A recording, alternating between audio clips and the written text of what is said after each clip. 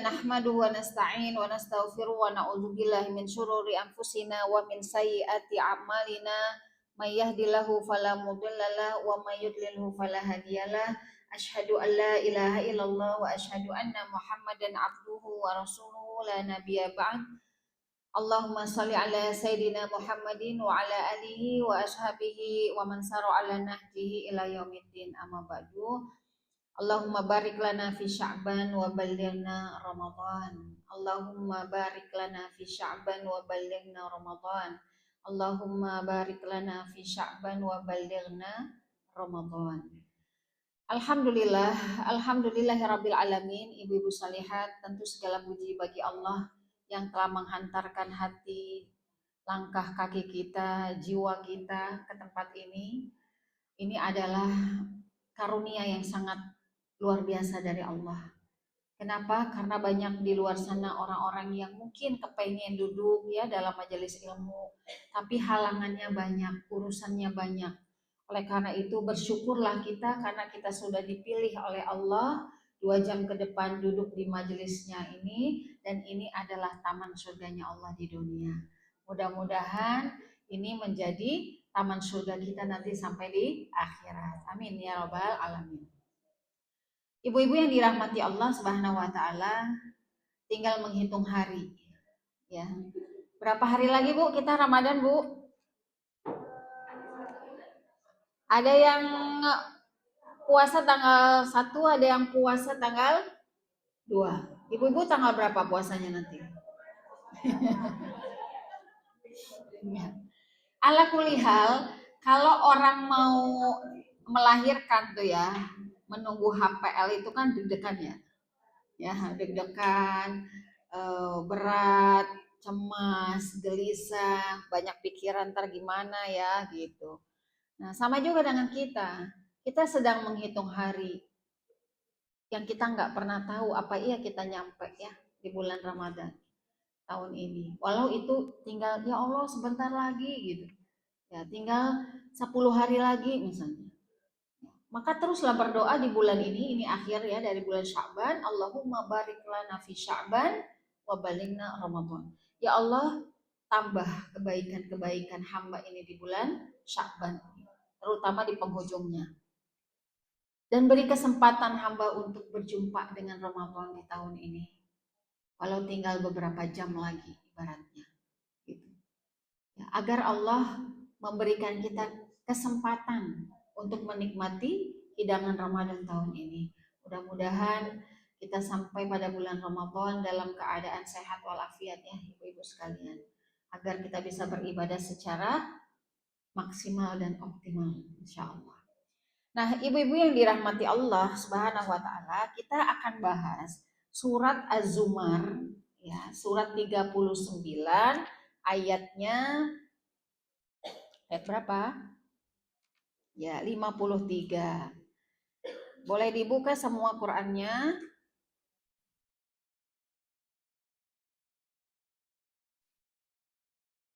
Atau tidak ada Quran pakai handphone ya. Ayatnya 39. Ayatnya 53.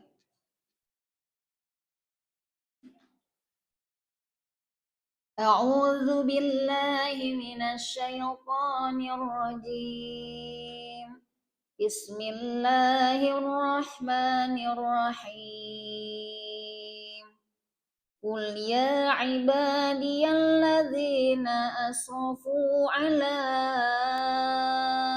anfusihim la taqnatu min rahmatillah innallaha yaghfirudz dzunuba jami'a innahu huwal ghafurur rahim. Itu ayatnya. Kita baca sama-sama, Bu. Ya. Bismillahirrahmanirrahim. Qul ya ibadiyalladzina asrafu ala anfusihim La taqnatu min rahmatillah. Innallaha yaghfirudz dzunuba jami'a. Innahu huwal ghafurur rahim. Ya, boleh ada yang baca terjemahnya? Aku berlindung kepada Allah dari godaan syaitan. Katakanlah Nabi Muhammad, wahai hamba-hambaku yang melampaui batas dengan menjalimi dirinya sendiri, janganlah berputus asa dari rahmat Allah. Sesungguhnya Allah mengampuni dosa semuanya. Sesungguhnya Dialah yang Maha Pengampun lagi Maha Penyayang. Ya. Ibu-ibu sekalian yang dirahmati Allah Subhanahu wa taala, syahrul Ramadan huwa syahrut taubah. Apa itu arti taubah? Taubah itu berasal dari kata taba yatubu, artinya kembali kepada Allah Subhanahu wa taala. Jadi kita menyambut Ramadan dengan tekad yang kuat untuk meninggalkan segala dosa-dosa kita. Ya, untuk meninggalkan semua kemaksiatan-kemaksiatan kita. Kesalahan-kesalahan kita. Bertobat dari semua dosa, meninggalkannya dan tidak mengulanginya lagi. Karena bulan Ramadan disebut sebagai bulan taubat. Jadi ini harus punya tekad yang kuat. Untuk meninggalkan itu semua, insya Allah kita akan dibantu sama Allah. Maka salah satu persiapan kita menghadapi bulan Ramadan itu banyak berdoa, banyak bertobat, kemudian banyak melakukan amal-amal soleh. Nah, oleh karena itu, ibu sekalian, karena bulan Ramadan disebut sebagai bulan taubat, kalau di bulan Ramadan kita tidak bisa mendapatkan ampunan Allah Subhanahu wa taala, maka kita akan celaka. Banyak sekali di bulan Ramadan orang-orang yang berpuasa hanya menahan lapar dan haus, tapi dia tidak meninggalkan hal-hal yang bisa merusak ibadah puasa dan ibadah-ibadah lainnya di bulan Ramadan. Maka kata Nabi, celakalah, celakalah, celakalah. Yang bagaimana wahai Rasul orang yang celaka itu?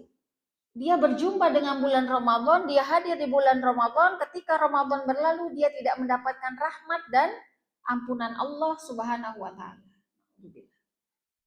Makanya diawali kita berpuasa itu, ibu-ibu, berpuasa dengan sepenuh jiwa dan mahabbah. Berpuasa dengan sepenuh jiwa dan cinta kita kepada Allah Subhanahu wa taala. Man shoma ramadhana imanan wa ihtisaban ghufira lahu ma taqaddama min dzambi. Ini hadis populer banget.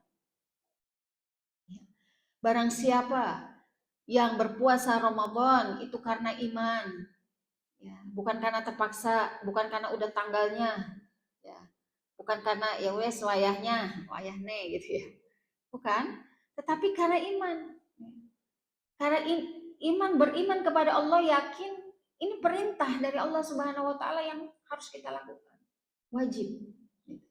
Wahtisaban, ihtisaban itu artinya mengharap pahala, mengharap ridho Allah Subhanahu Wa Taala.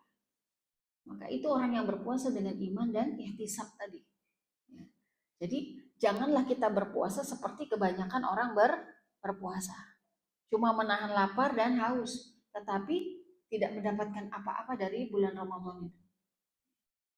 Nah, ibu-ibu sekalian yang dirahmati Allah, dalam surat lain ya, surat An-Nur, Allah Subhanahu ayat 31, Allah Subhanahu wa taala berfirman, dan bertobatlah kamu sekalian kepada Allah, wahai orang-orang yang beriman, supaya kamu beruntung. Nah, itu. Tentu yang namanya manusia hidup, siapapun dia, hatta Rasulullah Sallallahu Alaihi Wasallam pun kadang pernah melakukan kesalahan. Apalagi kita umatnya. Setiap hari kita pasti melakukan dosa. Tidak ada yang namanya manusia itu tidak melakukan dosa. Dan masdaruz dzunub, pusatnya dosa kita itu ada di mana, Bu? Di dalam hati. Pusatnya dosa kita itu ada di dalam hati. Tatkala kita nggak bisa menjaga hati kita dari berbagai macam penyakit hati, maka itu sudah dosa. Contoh, mengeluh. Contoh, seuzon pada orang lain. Contoh, tidak bersyukur. punya niat ingin menyakiti orang lain. Nah, itu semua. Kaslan itu ini malas. Malas itu juga datangnya dari hati. Kaslan itu, ya ibu sekalian, kemalasan innal kaslan minasyaiton kata Rasul.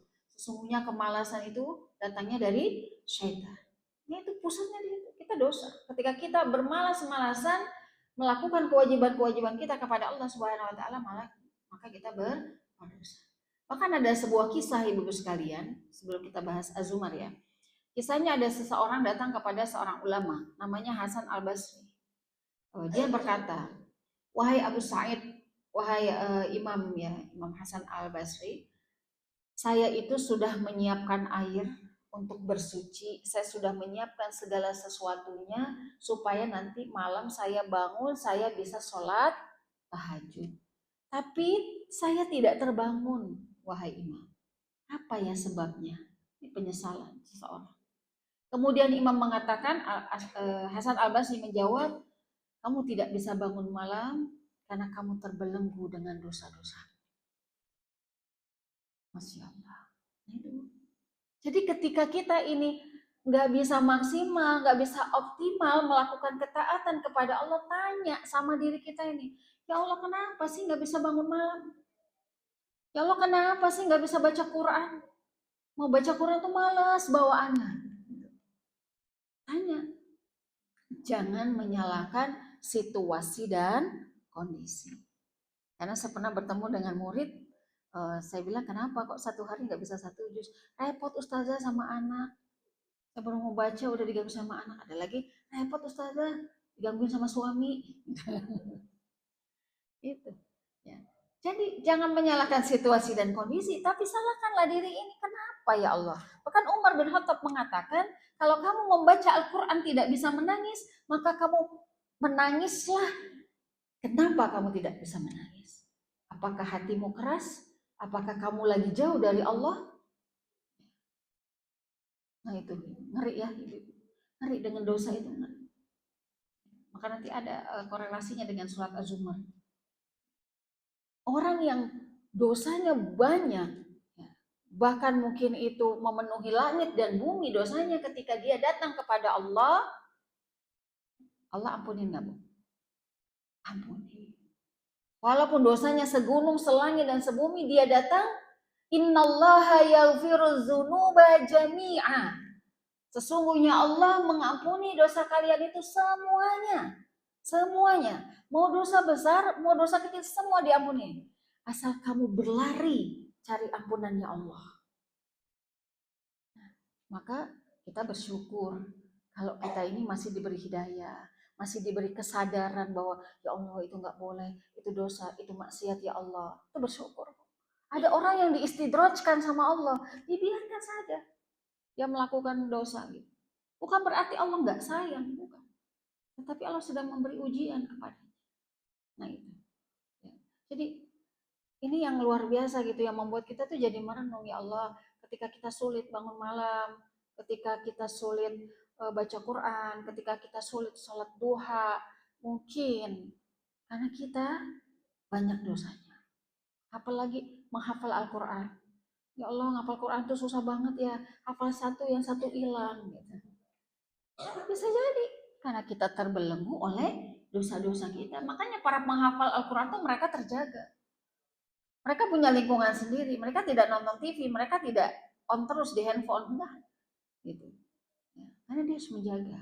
Seorang imam tuh dia harus menjaga supaya hafalannya tidak cepat lupa, tidak hilang. Nah itu.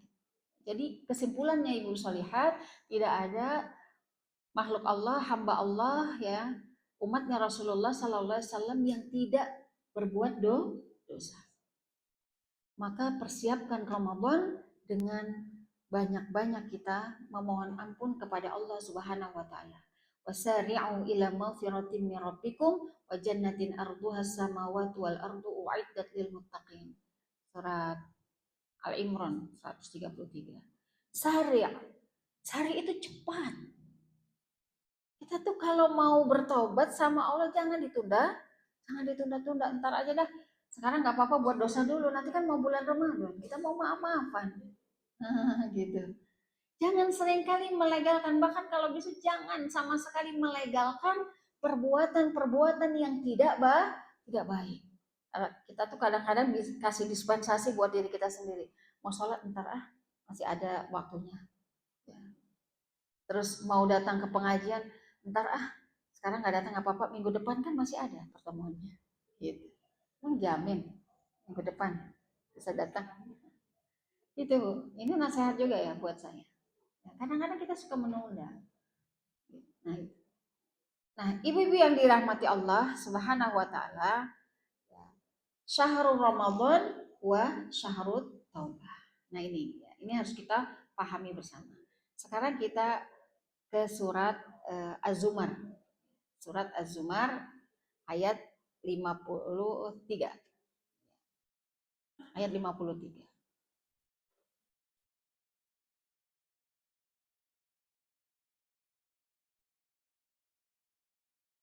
Ya.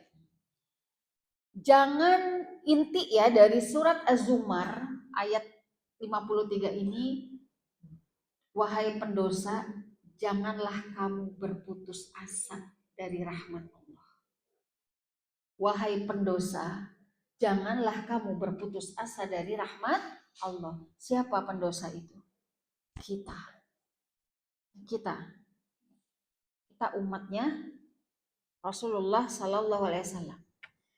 Pada satu fase tertentu kehidupan seorang manusia, ibu-ibu sekalian, kadang ya mungkin kita menghadapi berbagai macam persoalan ya dalam hidup, menghadapi masalah-masalah besar dalam hidup, atau kita seringkali melakukan banyak sekali kesalahan-kesalahan ya di dalam hidup kita. Nah, kadangkala permasalahan yang begitu banyak, kesalahan-kesalahan kita yang udah numpuk-numpuk ya, yang sudah tertumpuk dari sekian tahun dulu sebelum kita hijrah, kadang membuat seseorang itu berputus asa dari rahmat Allah. Wah, saya kan pecandu narkoba, saya kan perbuatannya memang berzina, saya emang itu udah tugas saya, bertahun-tahun saya kerjanya begitu. Gak mungkinlah Allah itu mengampuni saya. Saya sudah terlalu lama meninggalkan sholat. Saya sudah terlalu lama gak pernah hadir di majelis taklim. Apa iya Allah mau menerima saya? Nah itu ibu. Jadi kadangkala dalam kehidupan manusia itu kita berada di titik tertentu saat kita diberi ujian oleh Allah Subhanahu wa taala. Ujian itu bentuknya ya masalah hidup gitu ya. Kemudian persoalan-persoalan kita yang nggak kunjung berakhir, yang kadang-kadang membuat kita itu berputus asa. Dan udahlah, saya pernah ya ketemu dengan seseorang bilang gini, saya belum mau sholat kalau Allah itu belum kasih saya harta yang banyak. Innalillahi. Jadi seperti dia tawar-tawar sama Allah. Saya belum mau sholat sebelum saya punya rumah sendiri. Saya belum mau sholat sebelum saya punya keluarga yang harmonis. Jadi bertransaksi dengan Allah. Dengan hal-hal yang sifatnya duniawi. Sholatlah kamu, maka kamu akan dikasih pertolongan nanti sama Allah. Sholatlah kamu dulu supaya kamu nanti udah gak ngontrak lagi. Sholatlah dulu supaya nanti keluarga kamu baik-baik saja. Harusnya begitu ya Bu. Kita tuh kalau ketemu masyarakat di perkampungan, nah saya tinggalnya di belakang komplek itu perkampungan. Seringkali ketika saya ayo Mpok ke masjid lah, ntar aja Mi. Kalau aku udah jadi orang kaya, aku baru mau ke baru mau sholat, baru mau ke masjid. Aduh, sedih banget. Gitu. Orang yang dalam kondisi sulit, banyak masalah ya dalam hidupnya. Kalau dia tidak kuat iman, ibu-ibu sekalian, maka dia akan putus asa. Bahkan putus asa dia bisa bunuh diri. Dengar kasus kemarin 2 pekan lalu, seorang suami istri yang baru menikah, terus dia loncat dari lantai ke-8 apartemen Bintaro Icon. Karena ternyata suaminya terlibat pinjol. Bu, ya Allah, bukan ke sana kamu lari. Kalau kamu lagi ada ujian, datangi Allah.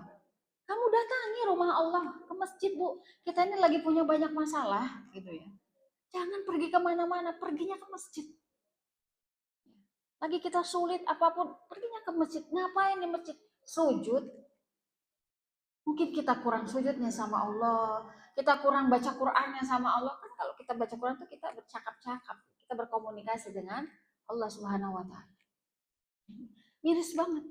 Wah, saya baca beritanya, ya Allah, ini di Bintaro. Apartemen Bintaro Icon lantai 8 kalau nggak salah. Bintaro Icon itu dekat Penabur gitu. Ya.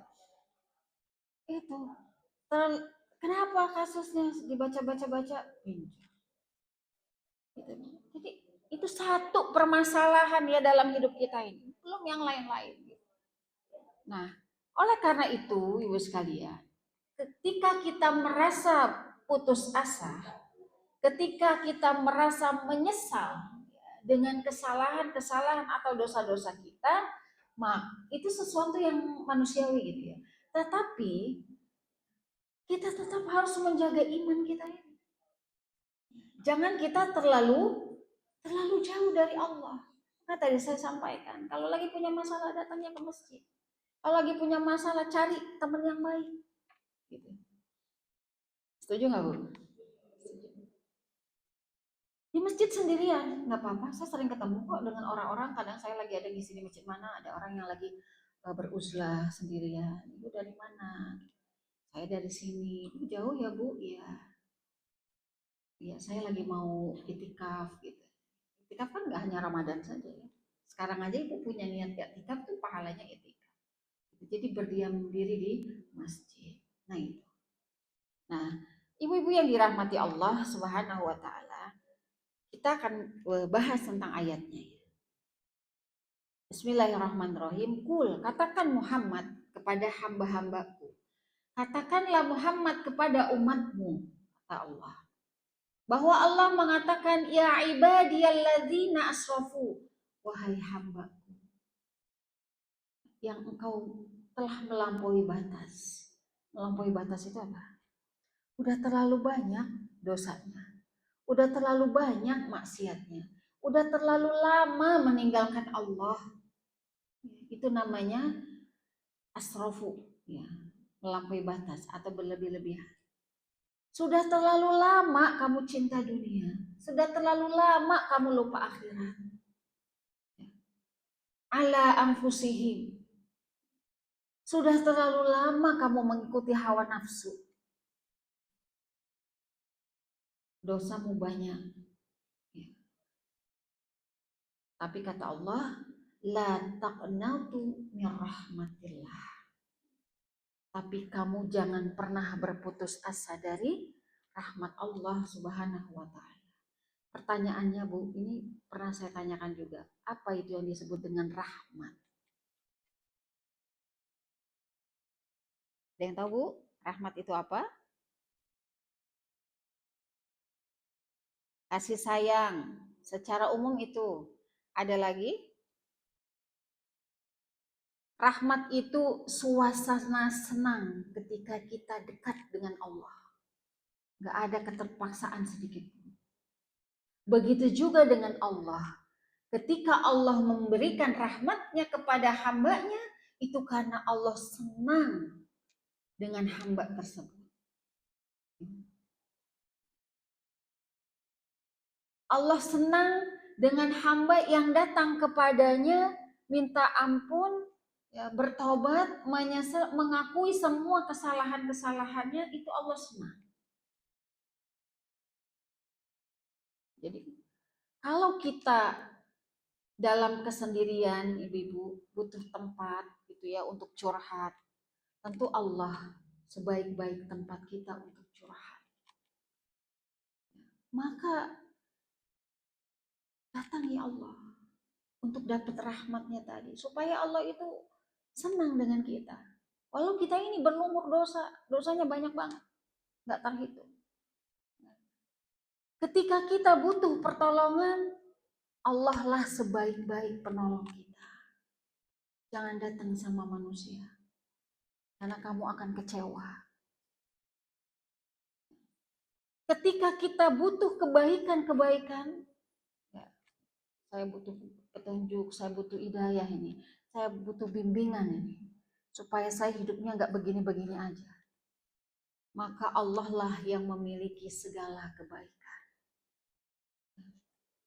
Ketika kita butuh jalan keluar, ibu-ibu sekalian, ketika kita punya masalah, kita butuh jalan keluar, Allah lah satu-satunya yang punya jalan dari semua permasalahan hidup kita.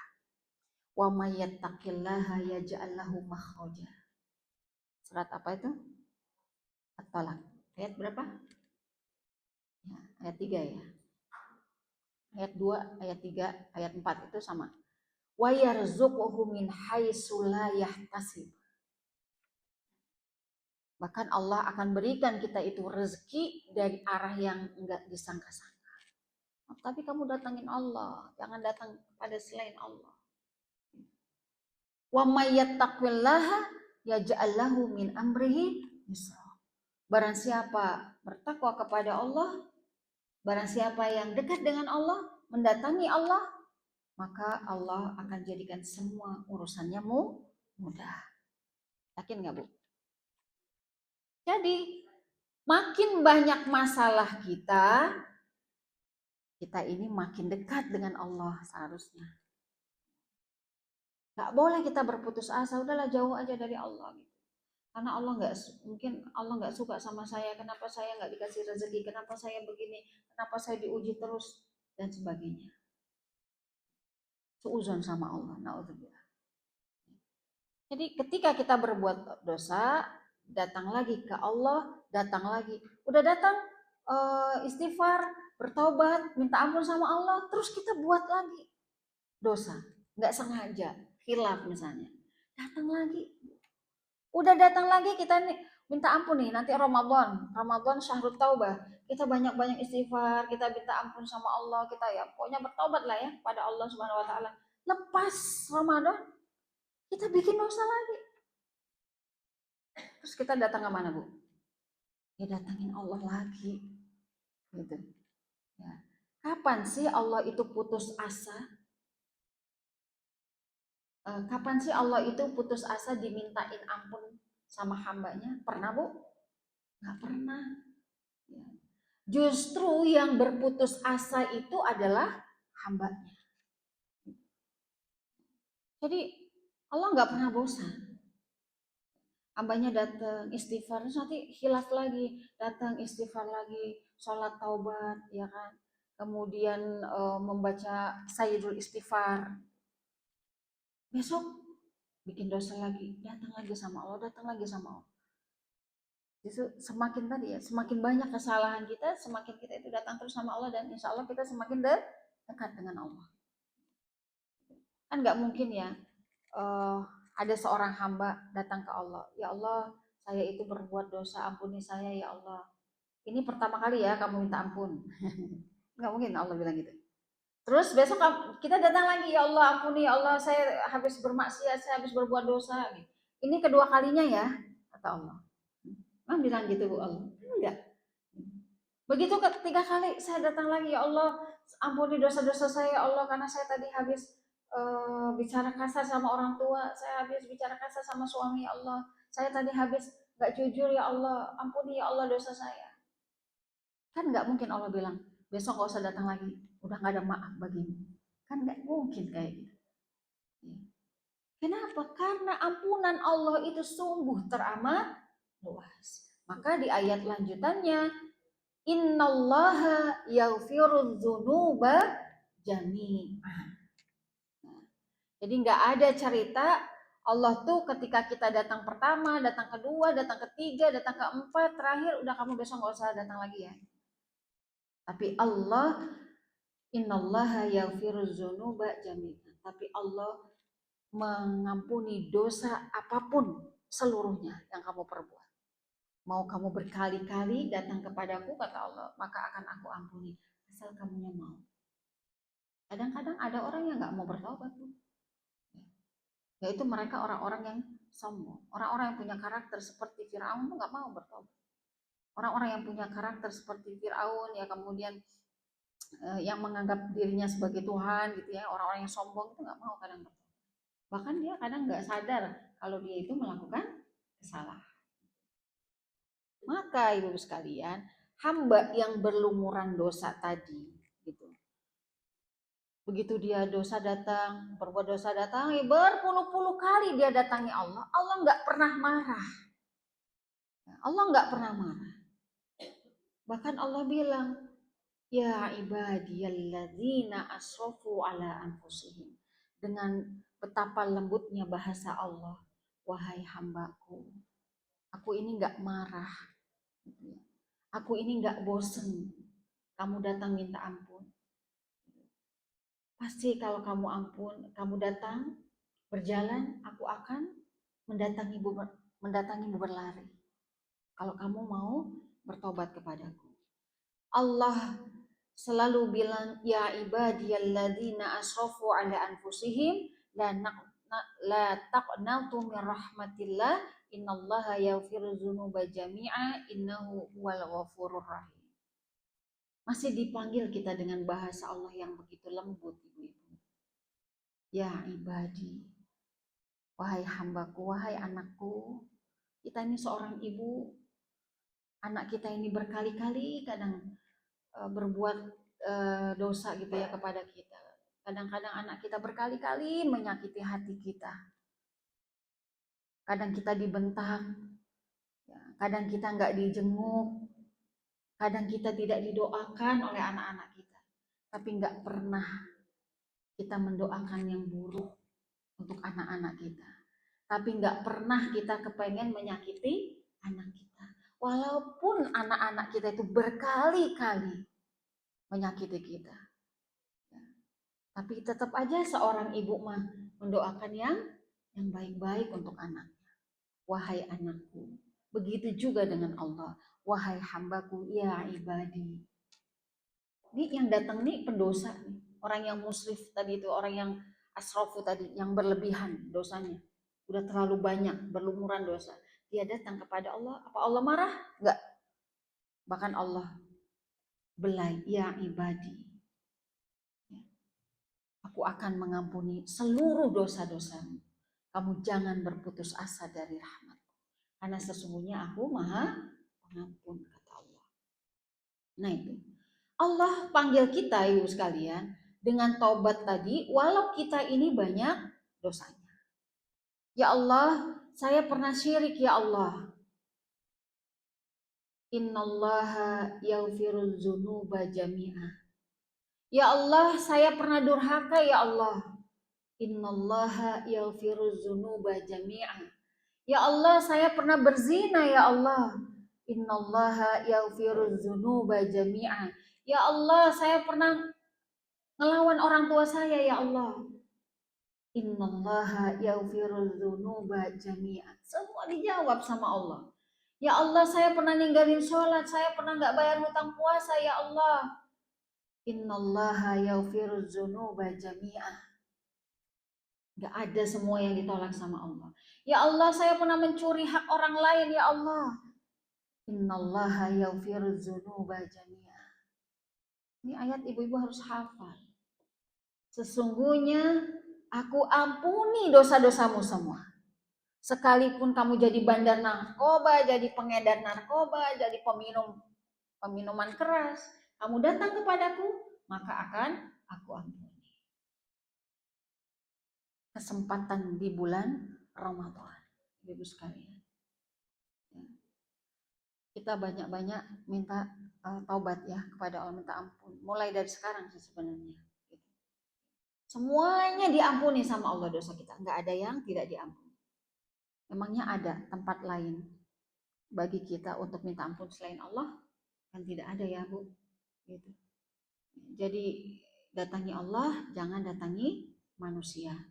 Semakin sering kita mendatangi Allah, maka kita semakin tinggi di hadapan Allah Subhanahu wa taala. Semakin sering kita mendatangi manusia, maka kita semakin rendah di hadapan Allah. Kenapa? Karena kita menjauhi Allah. Allah kalau kasih paket, kalau kasih permasalahan ya, ujian ataupun apa dalam hidup kita, itu udah satu paket dengan penyelesaiannya. sebenarnya itu. Tapi Allah itu cuma minta dari kita. Ya, mungkin Allah kangen sama kita. Kitanya selama ini sibuk terus dengan urusan dunia, nggak pernah datang sama Allah, sholat nggak khusyuk, buru-buru gitu ya. Baca Quran 1 lembar udah dihitungin. Nah, mau tilawah 1 juz, baru dapat 1 lembar udah dihitungin gitu. Masya Allah, padahal rahmat Allah begitu luas, ibu-ibu sekalian. Ini mana saya buat saya. Jadi orang yang dekat dengan Allah pasti dibikin apa ya, nikmat beribadah itu sama Allah. Pengen ya Bu? Doa lah. Ya Allah pengen nikmat sholat malam. Ya Allah pengen nikmat berpuasa. Ya Allah pengen nikmat bersedekah. Ya Allah pengen nikmat duduk di majelis ilmu. Ya Allah pengen nikmat ketika kita sholat. Kalau orang nikmat, lagi hobi gitu ya, nikmat, menikmati, dia nggak akan pernah selesai. Orang baca Quran nikmat, dia nggak mau 1 lembar selesai, mau nambah lagi, nambah lagi. Orang yang sholatnya nikmat, dia nggak cukup dengan sholat fardu, ditambahnya dengan sholat sunnah. Sunnah kita tuh banyak Bu.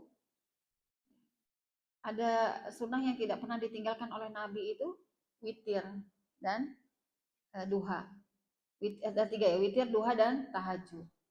Ibu-ibu bisa sholat tasbih minimal sekali lah seumur hidup. Ibu-ibu udah semua ya di sini sholat tasbih. Yang belum boleh dicoba. Kemudian sholat tahajud, bahkan sholat taubat pun ada. Kalau kita mau. Makanya kenapa kita itu butuh teman-teman yang satu frekuensi dengan kita di majelis itu. Itu buat mengendalikan hawa nafsu kita sebenarnya. Untuk mengendalikan iman kita sebenarnya. Agar kita ini enggak terlalu jauh meninggalkan Allah gitu. 1 pekan ketemu 1 kali aja tuh kadang-kadang kurang gitu. Pengennya tuh ngaji terus. Nah itu orang yang hatinya sudah diberi rahmat oleh Allah. Maka kembalilah kita kepada rahmat Allah, suasana senang ya yang Allah berikan kepada hambanya ketika kita mentaati Allah, itu rahmat. Kalau rahmatnya Allah kepada hambanya berarti Allah itu senang dengan hamba tersebut. Senang. Ketika ibu datang ke sini dengan rasa senang hati berarti ibu sedang diberi rahmat oleh Allah. Ketika kita membaca Al-Quran senang berarti kita sedang diberi rahmat oleh Allah. Kalau kita sholat malam senang berarti kita sedang diberi rahmat oleh Allah. Tapi kalau kita itu terpaksa, kemudian resah, gelisah dalam menjalankannya, ya nggak menikmati. Apalagi kalau ada rasa kesal, gitu ya. Ibu pernah kesal nggak sih? Kok pengajian tiap minggu sih? Ada nggak yang pernah kesal? Kalau ada yang seperti itu berarti ibu sedang dicabut rahmatnya oleh Allah. Ya Allah saya bosan baca Quran. Ada nggak yang begitu? Kalau ada begitu berarti ini orang lagi dicabut rahmatnya sama Allah. Ya Allah saya capek. Kenapa sih sholatnya nggak seminggu sekali aja? Na'udzubillah. Itu berarti kita lagi dicabut rahmatnya sama Allah. Ya Allah Bu, hidup ini memang begini ya. Jadi tadi kembali lagi, jadi semakin sering kita mendatangi Allah, maka kita semakin tinggi di hadapan Allah Subhanahu wa Ta'ala. Semakin sering kita mendatangi manusia, maka kita semakin rendah di hadapan Allah Subhanahu wa Ta'ala. Seperti kita tidak pernah butuh Allah. Kenapa kita datangnya ke Allah saat kita berbuat dosa? Kira-kira kenapa Bu? Kenapa kita nggak boleh datang kepada manusia? Pertama, supaya kamu nggak kecewa. Supaya kamu nggak kecewa. Ya, kalau kamu datang ke manusia itu punya keterbatasan. Bisa jadi kamu akan kecewa kalau dia tidak bisa memenuhi atau memberikan solusi kepadamu. Terus yang kedua, belum tentu rahasia kita terjaga. Kalau kita curhat, cerita sama teman-teman kita ini gitu, belum tentu. Walaupun kita bilang, ibu jangan bilang-bilang ya. Tapi itu nanti jadi pesan berantai loh. Gitu. Tapi kalau sama Allah dijamin keamanan rahasia kita. Kemudian alasan ketiga, kenapa kita datangi Allah kalau punya masalah? Allah itu selalu tersambung dengan hambanya. Nggak pernah disconnect, nggak pernah. Nggak pernah Allah bilang sinyal saya lagi jelek, nggak pernah. Sehingga Allah putus dengan kita, enggak. Ya, kalau kita punya alat komunikasi aja Bu, kita punya handphone gitu. Kadang-kadang trouble-nya kan banyak.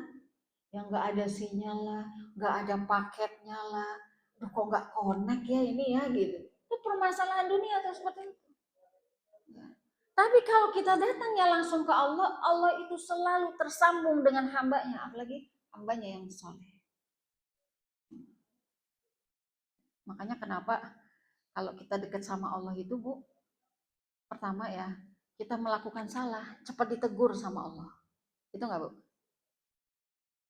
Kita nih hamba yang dekat sama Allah, setiap hari berusaha mentazkiyatun nafs, membersihkan jiwa kita gitu ya, dari perbuatan-perbuatan dosa. Satu saat kita tuh ada kekhilafan, namanya juga manusia. Gitu. Itu Allah cepat sekali negur kita. Karena kitanya dekat dengan Allah.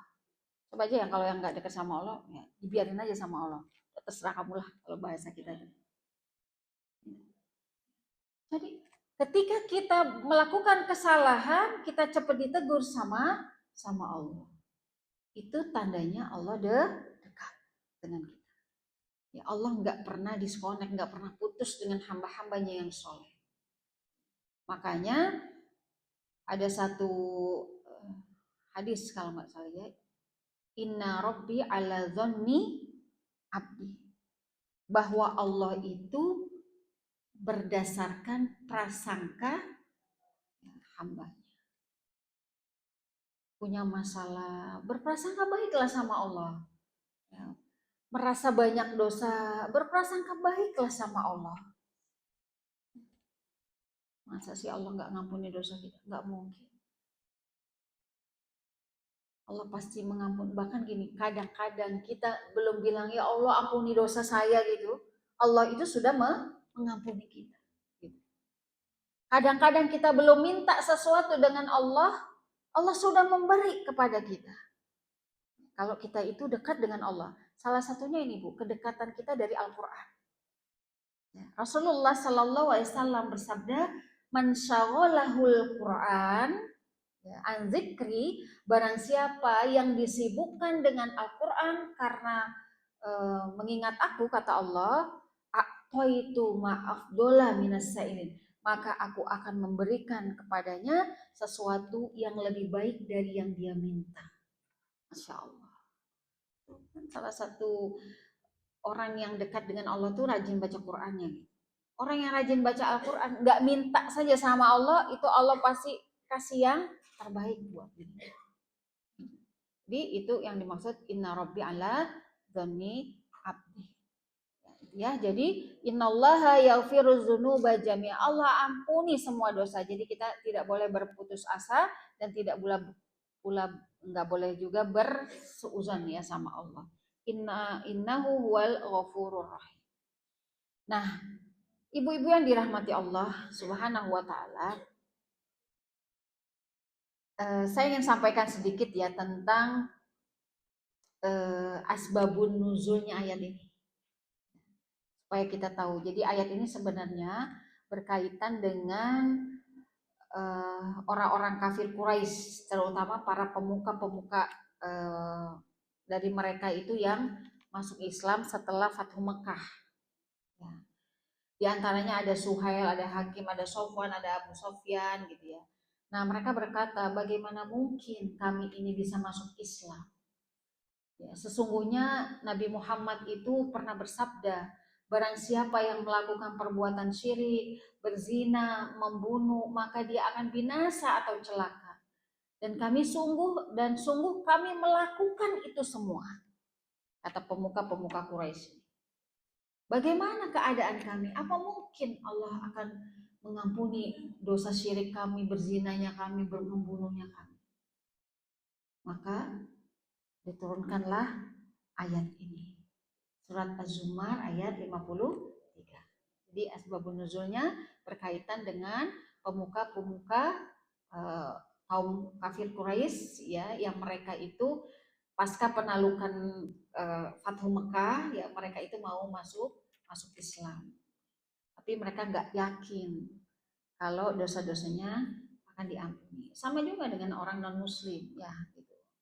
Orang-orang non muslim ketika dia mau menjadi mu'alaf, ketika dia mau masuk ke dalam Islam, kadang kala kalau dia tidak yakin seperti ada keraguan. Apa iya? Saya itu kan kafir sudah berpuluh-puluh tahun. Tiba-tiba sekarang saya mau masuk Islam. Apa iya tuh Allah mengampuni dosa-dosa yang berpuluh-puluh tahun kemarin? Innallaha yaghfiru dzunuba jami'an. Allah mengampuni dosa kita semuanya, apapun itu bentuk. Nah, itu ya Bu yang menjadi asbabun nuzulnya. Kemudian ibu-ibu sholihat, ya, dalam ayat lain Allah Subhanahu wa taala berfirman, pintu taubat itu akan senantiasa terbuka bagi keturunanmu. Ya. Ini kisahnya Nabi Adam ya. Wahai Adam, sesungguhnya setiap keturunanmu yang lahir itu akan ditemani oleh malaikat penjaga. Kemudian Nabi Adam menjawab, wahai Tuhanku tambahkan lagi. Nabi Adam menjawab, wahai Tuhanku tambahkan lagi. Kemudian Allah berfirman, ini hadis qudsi ya. Setiap kebaikan yang dilakukan keturunanmu akan dibalas sebanyak 10 kali lipat. Sedangkan keburukan atau kejahatannya hanya dibalas 1 timpal aja. Nabi Adam menjawab, wahai Tuhanku tambahkan lagi. Gitu. Allah berfirman, wahai hamba-hambaku yang melampaui batas terhadap diri mereka sendiri, janganlah kamu berputus asa dari rahmat Allah. Jadi sesungguhnya Nabi Adam itu cuma pengen jawaban dari Allah, jangan kamu berputus asa dari rahmat Allah, karena Allah mengampuni semua dosa-dosa. Ya, bahasanya adalah la asu, janganlah berputus asa dari rahmati Allah, dekati Allah, datangi Allah. Momen Ramadan ibu-ibu sekalian, jadikan Ramadan tahun ini taubat kita lebih banyak lagi, kemudian istighfar kita juga lebih banyak lagi. Istighfar itu nggak perlu dihitung. Kalau bisa istighfar itu menjadi wirid, minimal sehari 5.000 di bulan Ramadan, bisa nggak Bu? Insya Allah. Nggak setiap hari, misalnya seminggu sekali nggak apa-apa. Karena saya gini, pernah bertemu dengan seseorang, ya kalau saya sholat di masjid gitu ya, sholat subuh di masjid. Ketika saya pulang, ini orang tersebut tuh belum pulang. Saya tanya, Bu, kenapa belum pulang? Saya duluan ya gitu. Saya mau menyelesaikan wirid saya dulu. Ini ibu udah senior ya. Saya tanya, ibu wiridnya apa? Enggak banyak-banyak kok Mbak gitu kan. Saya tuh cuman wirid istighfar. Berapa kali ibu baca istighfarnya? Kalau saya belum dapat 5.000 saya nggak mau pulang. Ya Allah, Masya Allah, sayanya nggak begitu. Gitu. Nah itulah perlunya kita tuh diingatkan oleh orang-orang yang baik itu Bu. Kadang kita lemah melihat teman kita itu semangat, jadi semangat. Gitu. Kita lemah baca Quran, ngelihat teman kita kok rajin banget baca Quran. Kita lemah dalam hal berpuasa, kita melihat teman kita rajin banget setiap ketemu puasa. Di majelis taklim ada makan-makan, tetap berpuasa. Puasa Daud, Masya Allah. Ada Bu yang sedang puasa Daud sekarang? Ini Masya Allah. Kenapa kita butuh orang lain untuk menjadi baik? Wiridnya 5.000, hanya istighfar.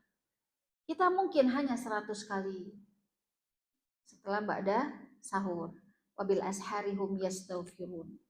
Ya, jadi saya pernah jelaskan salah satu ciri hamba yang nanti bisa masuk ke taman surga Allah itu mereka itu beristighfar di waktu sahur. Beristighfar di waktu sahur. Waktu sahur itu sepertiga malam. Nah itu, nanti bisa kita manfaatkan itu momen Ramadan setelah kita sholat malam, kemudian kita istighfar dulu sebanyak-banyaknya. Ya, setelah itu baru kita makan sahur. Jangan tinggalkan itu istighfar. Sebenarnya istighfar tuh di mana aja bisa. Kita dalam perjalanan gitu, kita di majelis begini juga bisa istighfar. Asalkan kata Allah kamu mau. Gitu. Nah itu perkaranya kan di situ. Nggak semua orang itu mau. Ya, contohnya apa? Banyak sekali orang yang punya alasan. Nggak bisa begini, nggak bisa begini, repot segala macam urusan dunia. Oh berarti kata Allah kamu belum mau. Udah saya akan datangi orang yang mau aja kata Allah. Gitu. Sambil jalan pagi, Masya Allah. Gitu, itu lahir batin ya Bu ya. Ya astagfirullahaladzim, astagfirullahaladzim. Masya Allah. Nah, bagus.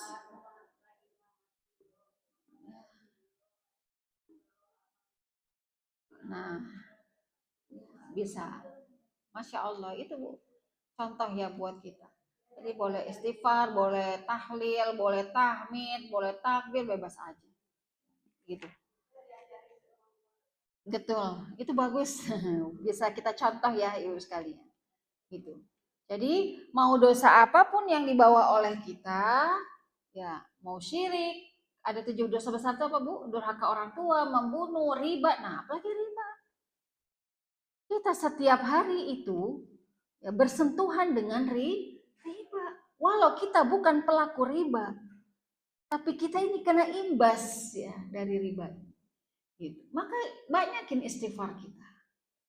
Kemudian apalagi dosa besar syirik, durhaka orang tua, al-qatlu ya membunuh, zina, berzina, kemudian riba, makan harta anak yatim secara batil, kemudian menuduh wanita baik-baik berzina atau dalam hadis Muslim itu bersumpah palsu. Nah, itu semuanya termasuk dosa besar. Allah ampuni itu kalau kamu datang. Apalagi dosa-dosa yang kecil. Dosa yang kecil ini, karena kecil ya ibu-ibu, kadang-kadang kita meremehkan. Padahal dosa besar itu nggak akan ada kalau tidak dari dosa-dosa yang kecil. Makanya kenapa istighfar. Dan sebaik-baik istighfar adalah sayyidul istighfar. Allahumma anta rabbi la ilaha illa anta dan seterusnya. Nah, itu ya ibu sekalian. Jadi Allah panggil. Ya, wahai hamba yang melampaui batas, yang banyak dosanya, jangan kamu berputus asa dari rahmat Allah. Allah akan mengampuni. Nah, berikutnya ibu-ibu sekalian. Kalau kita punya dosa dengan Allah, kita minta ampun sama Allah. Kalau kita punya salah dengan manusia, kita minta maaf. Kalau kita tidak mau memaafkan, siapalah kita ini? Tadi kita kan tahu Allah saja ada hambanya yang begitu banyak datang kepadanya dengan berlumuran dosa, Allah ampuni.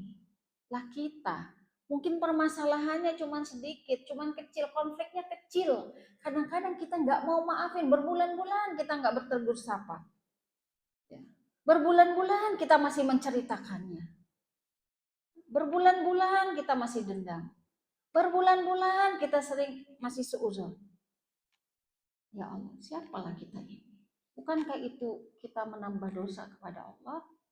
Kalau kita lihat hablum minallahnya kita gitu.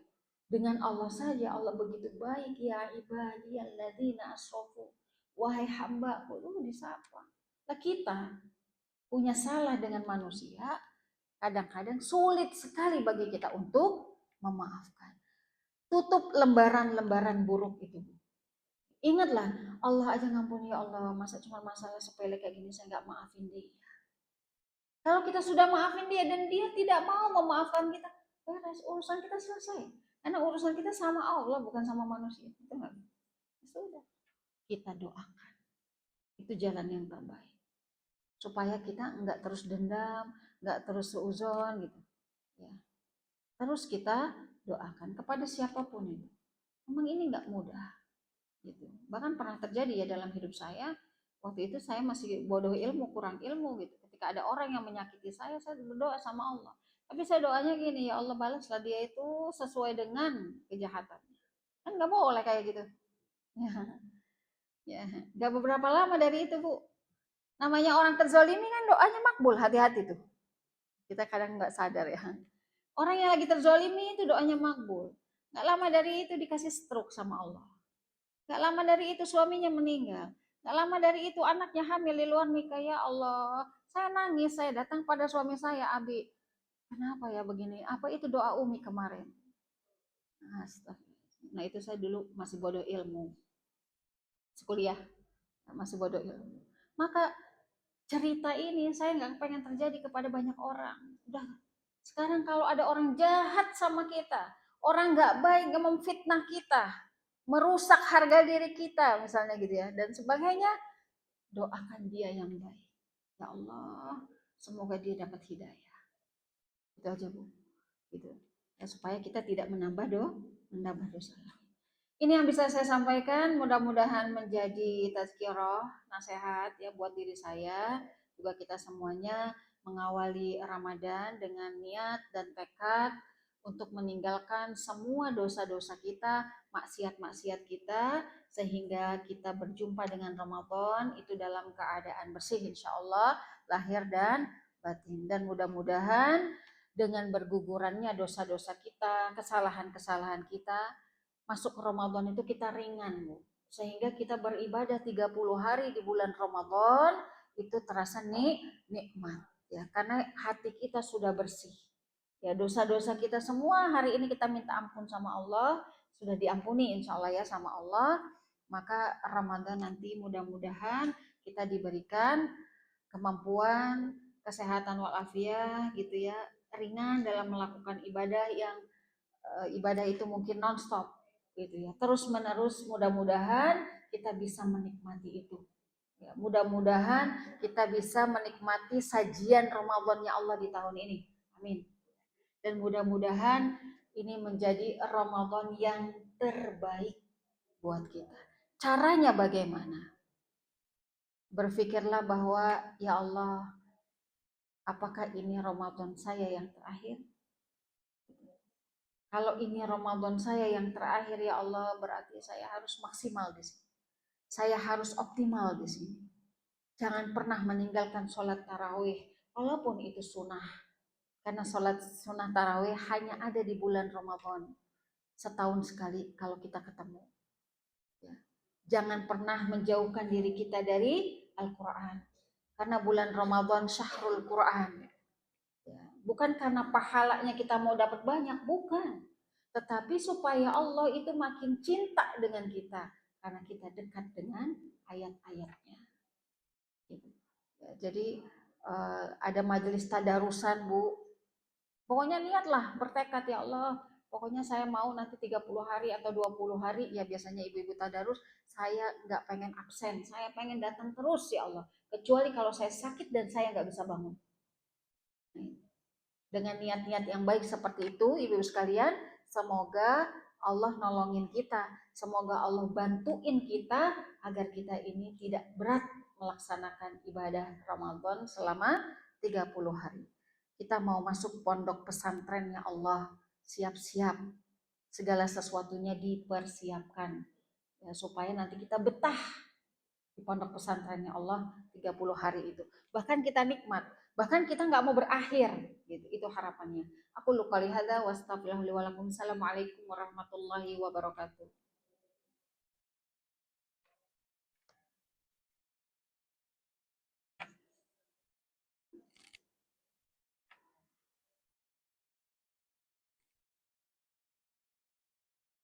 Agak kencang ya tadi.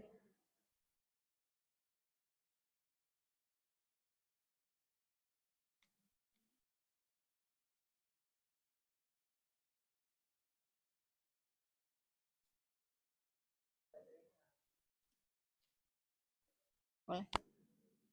Oh, habis.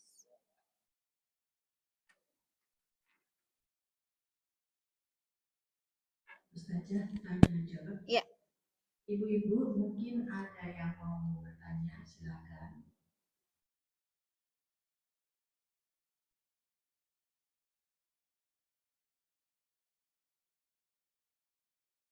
Ibu-ibu yang mau tanya, kalau tunjuk tangan dulu, siapa aja yang tanya dulu ya. Assalamualaikum Ustazah. Ya, Waalaikumsalam. Tadi kan Ustazah bilang kita tidak boleh curhat sama manusia, Bagaimana kalau kita curhatnya sama Ustadz atau Ustazah? Kan banyak tuh, curhat dong mama.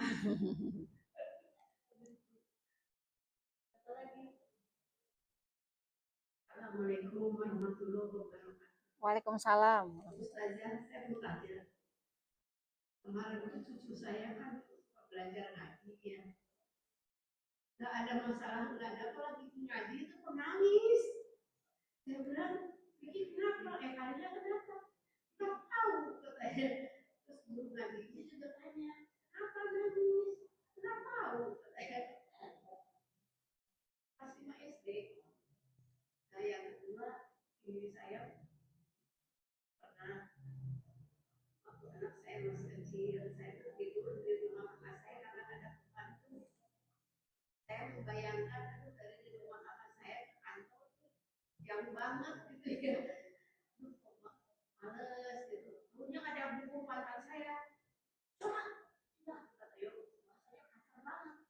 Kecil. Saya akan sekolah alhamdulillah disuruh mandi. Saya langsung loncat, tarik ke kamar mandi. Mandi saya buka ampun betul-betul. Kalau saya yang malas gitu. Semenjak itu saya nggak pernah telat tinggalin sholat. Alhamdulillah. Siapa yang mengukul saya ya? Makasih. Assalamualaikum.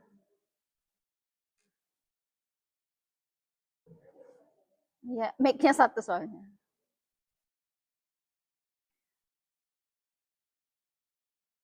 Assalamualaikum warahmatullahi wabarakatuh. Ya, waalaikumsalam. Menurut saya batas puasa sunnah itu sampai kapan sebelum Ramadan?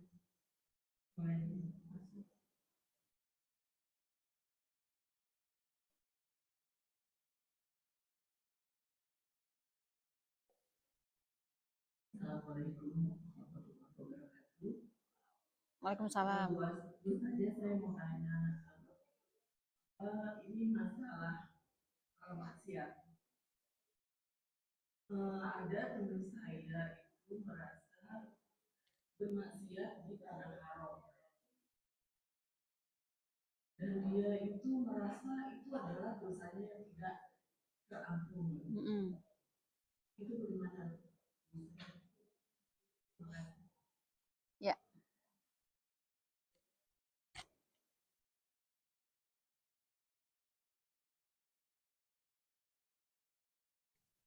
Ada lagi ibu-ibu yang mau nanya? Nanti jawab ibu-ibu ya, takutnya ada waktu.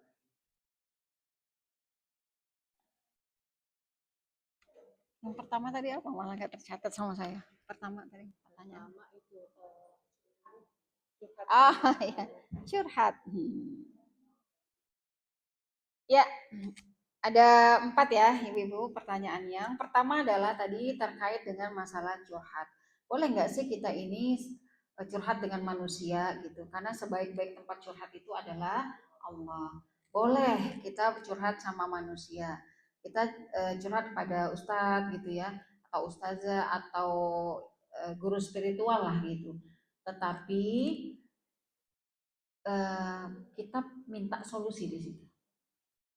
Ya, kita boleh nih cerita curhat, tapi kita harus berharap ada solusi dari situ supaya tidak jadi ranah gibah. Ya cuma cerita-cerita aja tuh gibah bu. Ya. Kalau kita percaya dengan seorang ustadz ini, ustadz tolong dong, saya dikasih pencerahan, saya dikasih pandangan nih gimana, saya lagi punya masalah, gimana ya ustadz solusinya, boleh.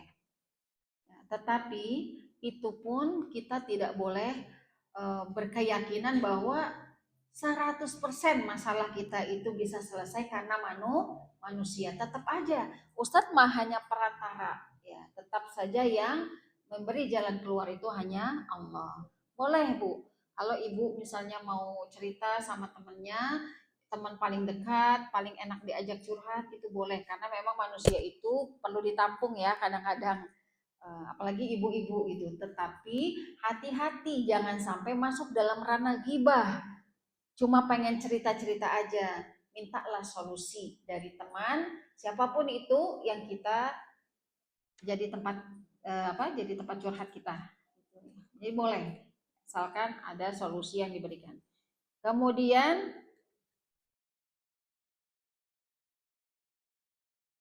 yang kedua, terkait tadi cucunya lagi ngaji terus nangis gitu. Ya ini harus dicari sebabnya ya. Itu kenapa gitu nangisnya. Kalau tidak ada sebab apa-apa ya bisa jadi itu sedang diberi kebaikan oleh Allah Subhanahu wa taala gitu. Contohnya gini, misalnya dia kenapa nangis? Mungkin dia nggak bisa, ya. Atau dia kesel mau berangkat ngajinya dipaksa atau lain sebagainya. Atau memang nggak ada permasalahan apa-apa, tiba-tiba dia nangis aja. Kan kita juga suka begitu ya Bu. Kita tuh kadang-kadang nggak ada masalah ya. Kayak kemarin tuh saya ada murid saya satu orang mau pindah ke Jogja ceritanya. Saya pekan ini sibuk sekali sehingga nggak punya waktu untuk ketemu gitu. Saya tuh chat, ya padahal saya dalam keadaan baik-baik aja. Tapi kok saya tuh nggak terasa keluar air mata gitu. Ya Allah, ini murid saya yang paling setia, murid saya udah paling lama bertahun-tahun gitu. Tiba-tiba dia mau pindah ke Jogja itu, saya nggak bisa ketemu dalam pekan ini. Sementara besok Kamis harus balik. Rabu Kamis ini saya padat banget gitu. Ya Allah, terus nah keluar tuh air mata. Kadang-kadang memang kita di situasi tertentu itu suka kayak gitu, gitu. Ya rasa itu kan yang memberi Allah ya. Saat kita hatinya lagi dilembutkan sama Allah, saat kita hatinya lagi sensitif, itu kadang-kadang itu kita bisa. Seperti kita dengar kalau kita di Haramain gitu ya, dengar imamnya baru baca ta'awudz, baca basmalah aja Bu, sholat biasa nih, sholat fardu, kadang kita sudah bisa keluar air mata. Karena di saat hati kita lagi dilembutin sama Allah. Kalau di sini sulit sekali kita menangis gitu ya, karena ya sholat khusyuk itu nggak mudah ya. Nah, itu begitu juga tadi dengan cucunya Ibu siapa ya, itu ya. Jadi bisa aja kalau nggak ada sebab apa-apa, mudah-mudahan sedang ada kebaikan ya yang Allah berikan gitu.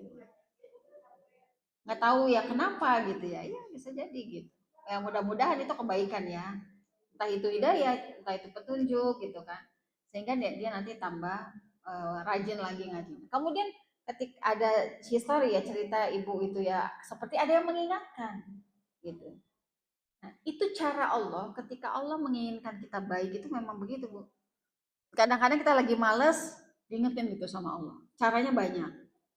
Ada yang lewat mimpi gitu kan, ada yang apa namanya ya itu tadi, seperti kok kayaknya ada yang dorong-dorong saya gitu, kamu berangkat, kamu berangkat, kamu berangkat, seperti ada bisikan-bisikan seperti itu, bisa jadi gitu. May yuridillahu bihi khairan falyufaqihu fiddin. Jadi kalau ada hamba Allah yang Allah inginkan dia itu jadi orang yang baik, maka Allah akan berikan kefahaman ya, dalam hidupnya. Faham apa aja gitu. Paham tentang situasi dan kondisi, bukan hanya ibadah saja. Nah itu. Ya, kemudian pertanyaan ketiga, puasa ya, batasan puasa sunnah. Nah ini ada, ini masuk ke ranah fikih ya. Jadi kalau Imam Syafi'i itu mengatakan bagi orang-orang yang tidak terbiasa dengan puasa Senin Kamis, Ayamul Bid, puasa Daud, maka ba'da nisfu Sya'ban ini sebaiknya tidak berpuasa sunnah lagi, kecuali membayar hutang. Kenapa? Karena dikhawatirkan nanti fisiknya tidak mendukung. Kecuali orang yang sudah terbiasa. Kalau orang yang terbiasa udah nggak masalah, gitu. Masih boleh kalau yang sudah terbiasa. Tapi yang tidak terbiasa dengan puasa-puasa sunnah setiap bulan, maka sebaiknya, ini hanya anjuran saja ya, tidak ada hukum halal haram, itu nggak ada. Sebaiknya ba'da nisfu Sya'ban dia tidak berpuasa lagi, agar nanti diharapkan dia bisa menjaga kondisi apa fisiknya, masuk Ramadan dia dalam keadaan sehat gitu ya. Tapi kalau bayar utang masih bisa Bu sekarang. Ibu-ibu di sini mah kayaknya udah nggak pada punya utang ya. Udah senior semua. Nah, apa masih bayar utang? Kalau masih bayar utang berarti masih muda. Masih ya? Oh iya, yang muda-muda masih lah ya. Masih. Saya juga masih kok. Ya. Maka berbahagialah yang sudah tidak membayar utang. Nah, gitu. Ya, itu batasannya. Batasan puasa sunnah ya selain nisfu Sya'ban. Kemudian yang terakhir, Ada seseorang yang merasa melakukan dosa maksiat di tanah haram gitu ya, terus harus bagaimana gitu? Ya minta ampun sama Allah, ya, bertobat kepada Allah. Apakah harus ulangi lagi hajinya? Apakah ulangi lagi umrohnya? Enggak perlu. Ya. Nanti kalau misalnya punya berkecukupan gitu ya, artinya gini, nggak perlu cepet-cepet gitu ya. Suatu saat aja nanti kalau misalnya ada kelapangan rezeki lagi bisa ke sana lagi, ya nggak apa-apa gitu. Untuk memperbaiki gitu ya yang sekarang kemarin ini kok umroh saya kok begini amat gitu. Ya, apa harus diulang? Nggak perlu. Tapi banyakin taubat aja ya sama Allah, banyakin istighfarnya gitu. Karena gini Bu, pernah saya dapat ini juga ya dari seseorang, eh, saya baru pulang umroh, pekan depan mau berangkat lagi. Loh, kok berangkat lagi? Saya tanya gitu. Iya, soalnya kemarin waktu itu sama suami. Ternyata suami saya di sana itu malah ya gitu-gitu deh ya sama laki sama perempuan lain gitu. Aduh, kayaknya saya nggak maksimal banget gitu. Saya bilang nggak perlu, nggak perlu. Emang jamin nanti kalau ke sana terus nanti suami akan baik-baik aja? Kan belum tentu. Udah sekarang mah ya taubat aja lah sama Allah, minta ampun gitu ya, banyak-banyak istighfar gitu. Bilanglah sama Allah gitu, ya Allah saya maksiatnya apa gitu. Emang banyak Bu, entah itu maksiatnya apa, orang Indonesia itu kan banyak motong-motong kiswah ya, sana minta pesugihan, kemudian macam-macam lah ya.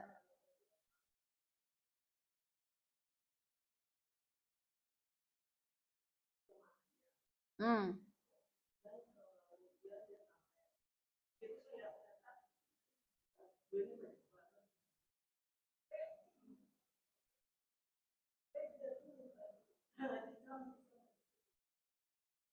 ya, ya. Jadi ini dalam hal perzinahan ya Bu ya ini ya. Gitu. Ya tadi innallaha yaghfiru dzunuba jami'a. Insyaallah kalau kita yakin cukup dengan taubat aja. Ya, artinya dalam waktu-waktu sekarang ya nggak perlu juga maksain ke sana ya, kecuali kalau memang dia benar-benar mampu gitu. Tapi itu pun harus diawali dengan niat yang benar.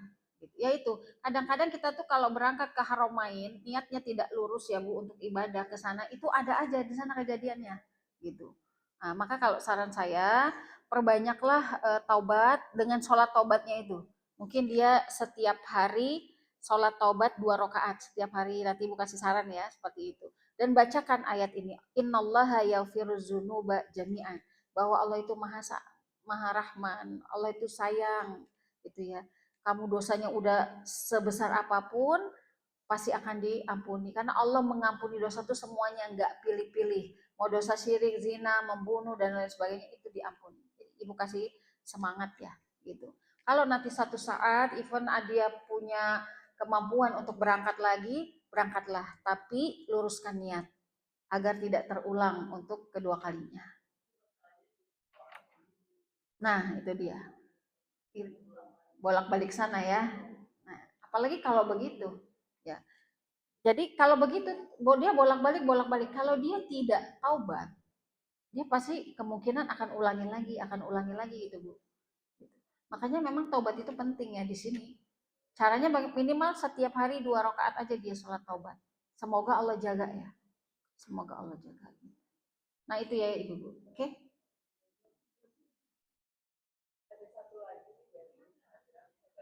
Ya.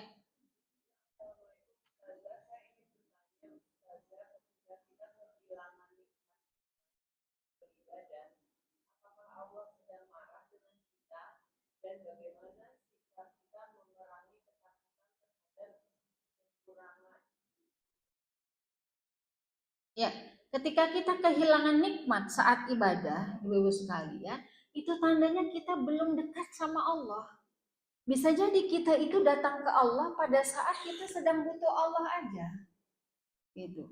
Ya, di saat kita nggak butuh Allah, kita nggak dekat Allah, nggak datangi Allah gitu, sehingga kita ibadahnya ya sulit sekali untuk nikmat. Tapi orang yang bisa mendapatkan rasa nikmat itu adalah orang yang datangnya setiap hari datang terus sama Allah. Buat dosa ya minta ampun lagi, buat dosa minta ampun lagi gitu. Tapi dengan catatan tidak disengaja ya gitu. Jadi kalau kita masih merasa kurang nikmat dalam ibadah, berarti kita masih kurang dekat dengan Allah. Kita datang ke Allah pada saat ada maunya saja. Maka dekati Allah dalam keadaan apapun. Ittaqillaha haitsuma kunta. Ya, bertakwa kepada Allah itu di mana saja kamu berada dan kapan saja. Saat ini kita lagi baik-baik aja, nggak butuh Allah misalnya. Kita merasa ya pokoknya kita lagi nggak ada masalah. Siapa bilang kita nggak butuh Allah? Kita butuh Allah agar Allah menjaga diri kita. Kita butuh Allah agar Allah mempertahankan hidayah kita. Kita butuh Allah agar kita bisa istiqomah. Gitu. Ya, jadi ibu-ibu sekalian, di samping itu kita berdoa. Mungkin kurang juga doanya. Perlu berdoa kita sama Allah, karena yang punya jiwa hati kita ini hanya Allah. Ya Allah, berikan aku ini rasa nikmat ketika sholat malam. Ya Allah, berikan aku ini rasa nikmat ketika sholat wajib. Terus bisa dilakukan, dicoba ya. Gitu. Ya itu.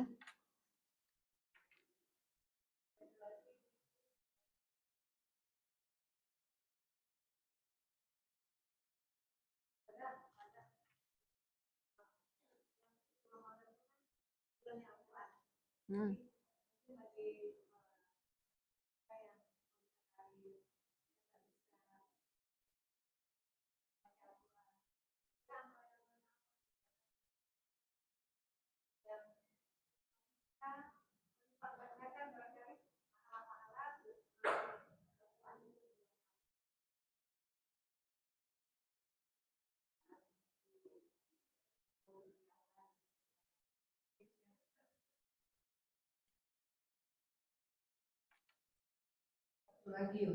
Ya.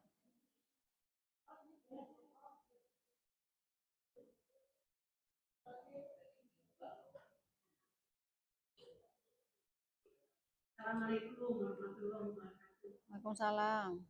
Ibu saja, saya tuh pernah kan saya tuh orangnya penakut banget ya. Saya tuh kalau ke masjid juga saya kalau subuh suka takut. Kan gelap, malam juga.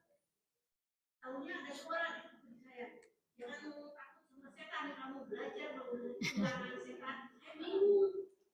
Gimana cara menghilangkan setan? Sama ya buah saya yang lama ya. Iya benar. Gimana Pak? Baca takut. Baca ayat kursi 3 kali tahan nafas. Mungkin setan kayak apa juga hancur. Bisa jadi asap atau jadi debu. Betul. Itu. Makasih. Assalamualaikum. Oh, yang satu belum bisa, habis baterainya.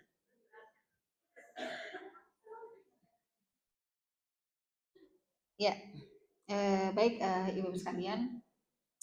Pertama, syahrul Ramadan wa syahrul Quran. Ya, di samping dia syahrul taubah. Ya betul ya ibu-ibu.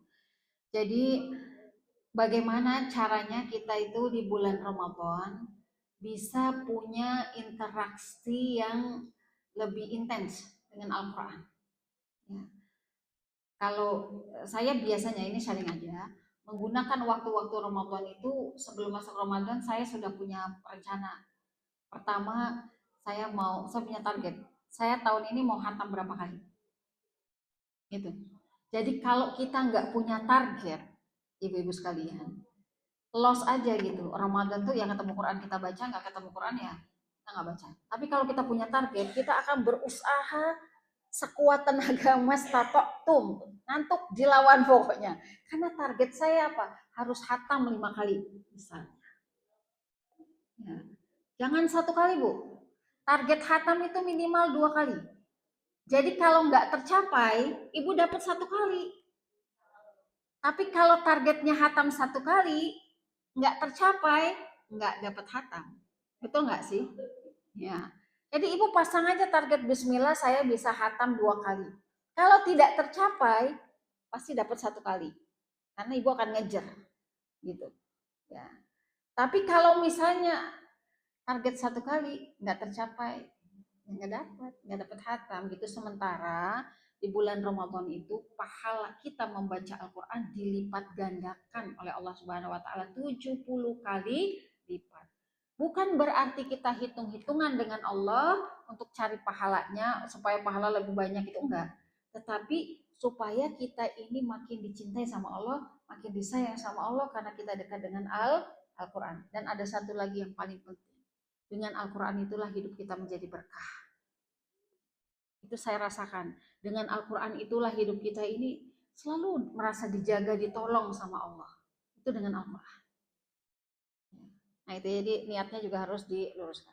Jadi pasang target ibu-ibu. Ibu-ibu masing-masing pasang target, terus mengusahakan agar target itu tercapai. Itu dari sisi tilawah. Kalau yang sudah punya hafalan, ada lagi waktu untuk murojaah. Ya. Kemudian tadarus. Tadarus Al-Quran, ibu sekalian, itu bagus. Tapi saya menyarankan ibu-ibu punya bacaan sendiri di rumah. Ya, jadi target hatam pribadi 1 kali, target pada hatam tadarusan 1 kali. Nah itu boleh itu dicatat, gitu. Ya, jadi masya Allah, sehingga interaksi kita dengan Al-Quran nanti akan lebih sering.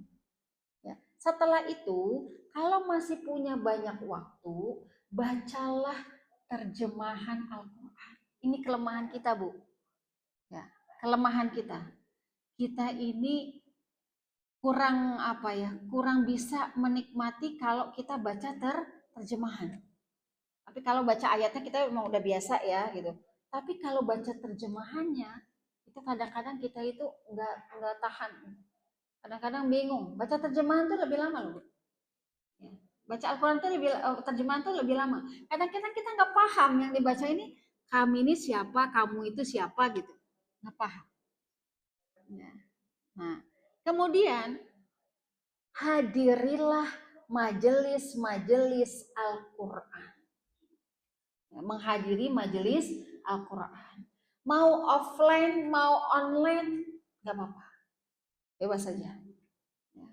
Kalau kita offline itu lebih enak. Ya, kenapa?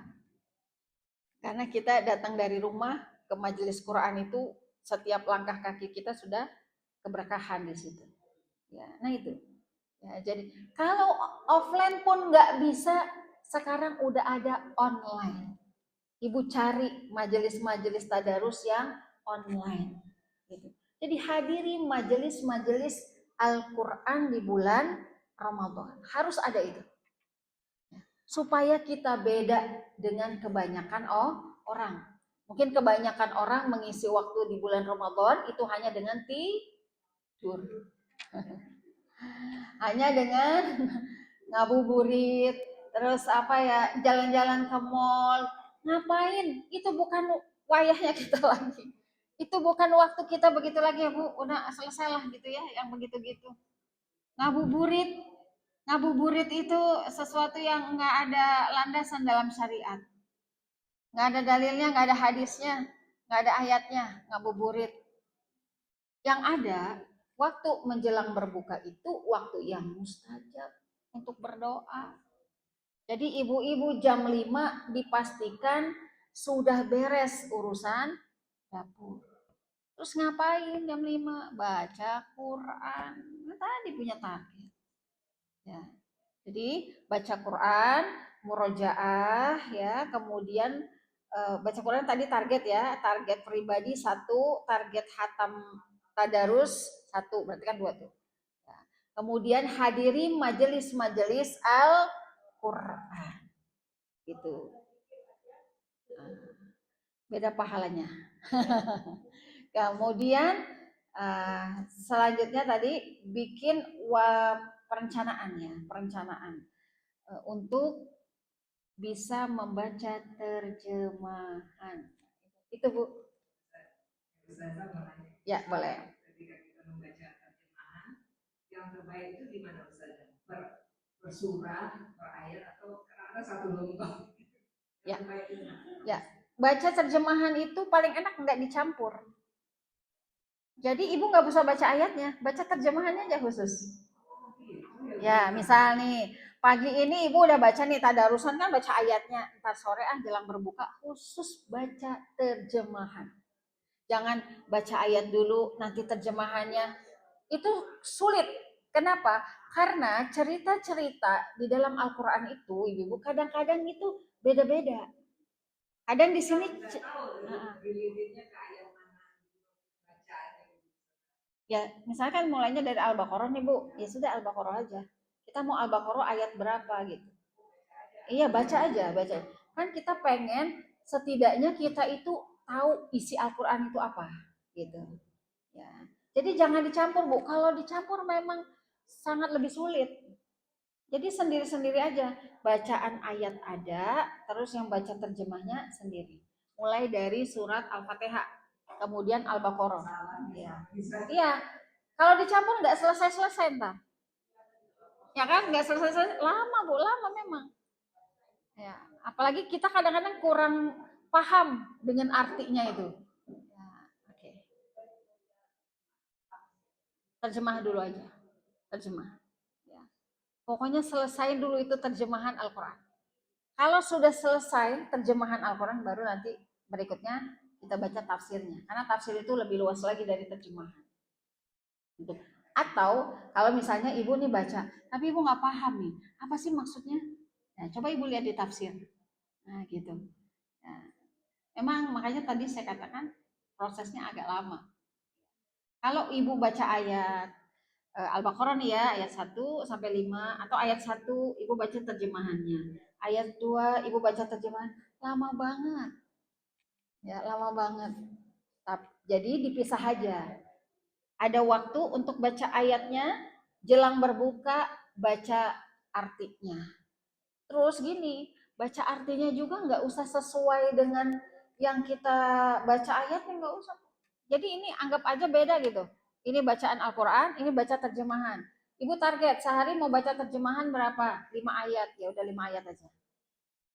5 ayat, gitu. Bahkan ada yang cuma 1 ayat tiap hari, gitu.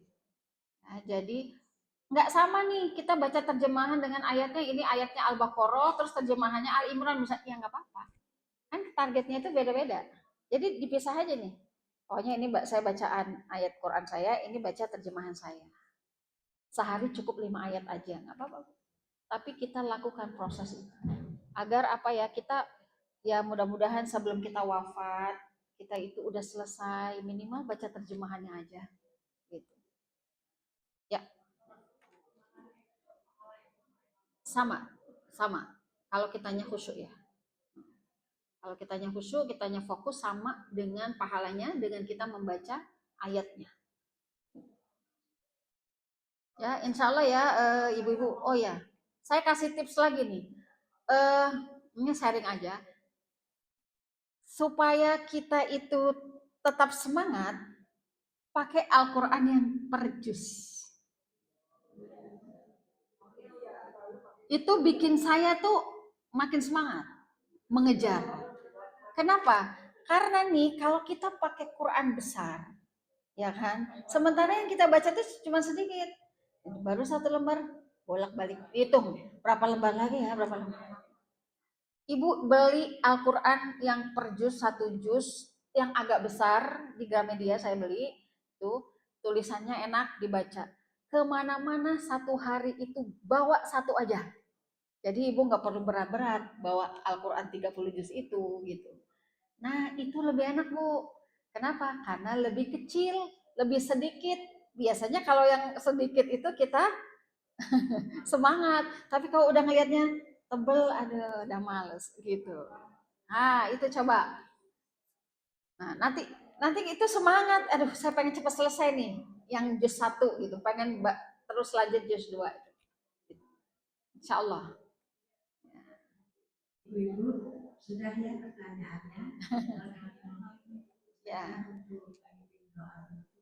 Ya. Baik ibu-ibu sekalian, sebelum kita akhiri majelis ini, marilah kita tutup ya temuan kita ini dengan kita berdoa ya, bermunajat kepada Allah Subhanahu wa taala. Doa itu adalah ibadah agar Allah mengampuni dosa-dosa kita sebesar apapun itu dosa kita, agar Allah senantiasa memberikan kemudahan-kemudahan dalam hidup kita, pertolongan-pertolongannya kepada kita, agar Allah memberikan petunjuk-petunjuk dan hidayahnya kepada kita. Mari kita awali dengan istighfar. Astagfirullahaladzim, astagfirullahaladzim. Astaghfirullahal azim alladzi la ilaha illa huwal hayyul qayyum wa atubu ilaih. La ilaha illallahul malikul haqqul mubin. La ilaha illallahul malikul haqqul mubin. La ilaha illallahul malikul haqqul mubin. Muhammadur Rasulullah shadiqul wa'dul amin. Rabbana zalamna anfusana wa illam taghfir lana wa tarhamna lanakunanna minal khasirin. Allahumma inna nas'aluka ridhaka wal jannah wa na'udzubika min sakhatika wan nar. Allahumma inna nas'aluka ilman nafi'a wa rizqan halalan wa tayyiban wa amalan mutaqabbala. Allahumma la tada' lana dzamban illa ghafarta wa la hamman illa farajta wa la dainan illa qadaita wa la hajatan min hawaijid dunya wal akhirah illa qadaitaha ya arhamar rahimin. Allahumma arhamna bil Qur'an. Allahumma arhamna bil Qur'an. Allahumma arhamna bil Qur'an. Allahumma arhamna bil Qur'an. Allahumma ja'alil Qur'an al-azima rabi'a qulubina wa dhahaba humumina wa ghumumina. Allahumma inna nas'aluka ridhaka wal jannah wa na'udzubika min sakhatika wan nar. Allahumma inna nas'aluka husnul khatimah wa na'udzubika min su'il khatimah. Ya Allah, Engkau Rabb yang maha baik, Engkau maha rahman, maha rahim, Engkau maha pengampun ya Rabb. Ampuni dosa-dosa kami ya Allah. Ampuni dosa-dosa kami semuanya. Wabil khusus kami yang duduk hadir dalam majelis ilmu ini. Ampuni dosa dan kesalahan kami yang telah berlebihan dalam urusan dunia kami ya Allah. Maafkan kami ya Allah. Jangan Engkau hinakan kami pada hari kiamat. Hanya karena dosa-dosa kami yang begitu banyak, yang belum Engkau ampuni ya Allah. Jangan Engkau halangi terkabulnya doa-doa kami. Hanya karena dosa-dosa kami yang begitu banyak dan belum Engkau ampuni. Ampuni ya Allah. Sesungguhnya Engkau maha pengampun. Wahai Allah, karuniakan kepada kami iman di dalam hati kami. Lembutkan hati kami ya Allah, agar kami ringan di dalam mentaati-Mu. Ya Allah, berikan kami kebaikan-kebaikan di akhir bulan Sya'ban ini. Dan sampaikan usia kami pada bulan Ramadan ya Allah. Beri kami kesempatan ya Allah, agar tahun ini kami bisa menikmati hidangan Ramadan-Mu. Wahai Allah, Engkau yang maha segalanya dalam hidup kami. Lindungi kami ya Allah dalam keadaan apapun. Jagalah kami dimanapun kami berada ya Allah. Istiqomahkan kami ya Allah. Kumpulkan kami senantiasa bersama orang-orang yang baik. Orang-orang yang senantiasa mengingat-Mu ya Allah. Orang-orang yang senantiasa mentaati-Mu ya Allah. Wahai Allah, jadikan keluarga kami keluarga yang sakinah, mawaddah warahmah. Mudahkan segala urusan kami. Mudahkan kami dalam mendidik anak-anak kami, agar mereka menjadi anak-anak yang baik, anak-anak yang soleh, anak-anak yang dekat dengan Al-Quran, anak-anak yang cinta pada agamanya ya Allah. Wahai Allah, mudahkan segala urusan kami. Ampuni dosa-dosa kami dan dosa kedua orang tua kami. Sayangi ya Allah kedua orang tua kami dimanapun mereka berada. Kalau mereka masih hidup, berikan sisa usia yang barokah. Kalau sudah wafat, ampuni dosa-dosanya, terima semua amal baiknya. Dan pertemukan kelak kami di dalam surga-Mu bersama mereka ya Allah. Bersama orang tua yang kami cintai, teman-teman yang kami cintai, keluarga yang kami cintai ya Allah. Wahai Allah, Rabbana firlana dzunubana wa liwalidina warhamhum kama rabbawna shighara. Rabbana taqabbal minna innaka antas samiul alim wa tub alaina innaka antat tawwabur rahim. Rabbana atina fid dunya hasanah wa fil akhirati hasanah wa qina adzabannar. Subhana rabbika rabbil izzati amma yasifun. Wassalamun alal mursalin walhamdulillahi rabbil alamin. Amin ya rabbal alamin. Kebenaran itu milik Allah. Semoga menjadi hidayah buat kita bersama. Salah hilap kurang dan dari saya tolong dimaafkan ya ibu semuanya. Mohon maaf lahir batin. Assalamualaikum warahmatullahi wabarakatuh.